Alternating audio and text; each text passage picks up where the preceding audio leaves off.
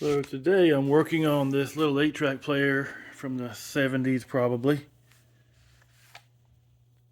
Got an old Earth, Wind & Fire tape that I know works.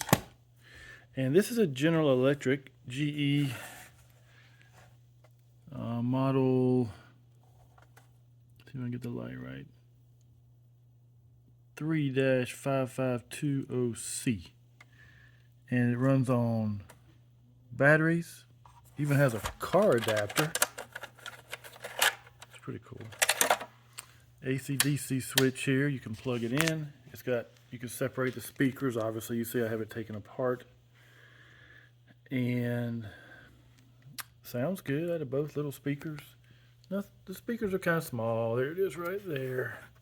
Just a couple of full range speakers, but it is stereo sound.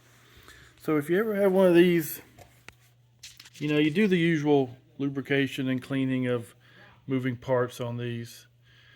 The belt is right here. Okay, so I've already put a new belt on it.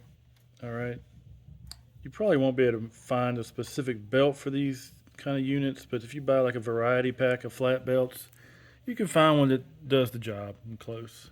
So let me see if I can get a better picture here. So yeah, there's where the belt goes. I cleaned all this stuff up. It was all gooky like usual. Oops, sorry, my hand was in the way. Right here.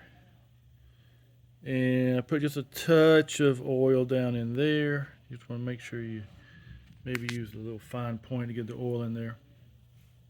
So I did that, and the thing was, it still wouldn't change channels. You know, it's got 4 tracks, you know, 4 channels, right? Still wouldn't change. So I got thinking, okay, why is it not changing channels? It played fine, it sounded good.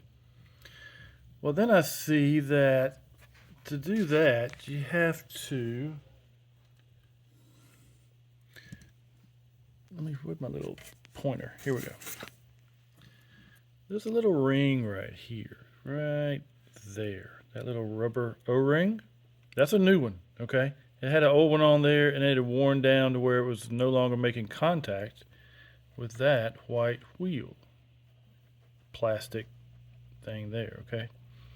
So when you press the channel button, this gear moves, and this wheel turns the gear to, and it moves the heads to the next channel. So you just go to Home Depot or somewhere and buy like a variety pack of these. You find the one that fits, which is, you get the diameter of the ring right, but you have to kind of have a thick O-ring. So anyway, that's how you do it. So you change the belt, you lubricate it, all that good stuff, clean the heads, you know, clean off the old grease, and then put on new lithium or sewing machine oil wherever it pertains. This one, I didn't change any capacitors because it all sounds okay.